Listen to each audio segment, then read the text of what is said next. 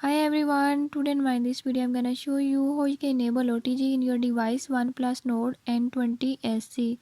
In this device OnePlus Nord N20 SC, if you want to know how we can enable OTG, I'll tell you few tips and tricks that you can use to do it. Before we start, if you are new to my channel, don't forget to subscribe and press bell icon. Watch complete video and learn how you can do it. Let's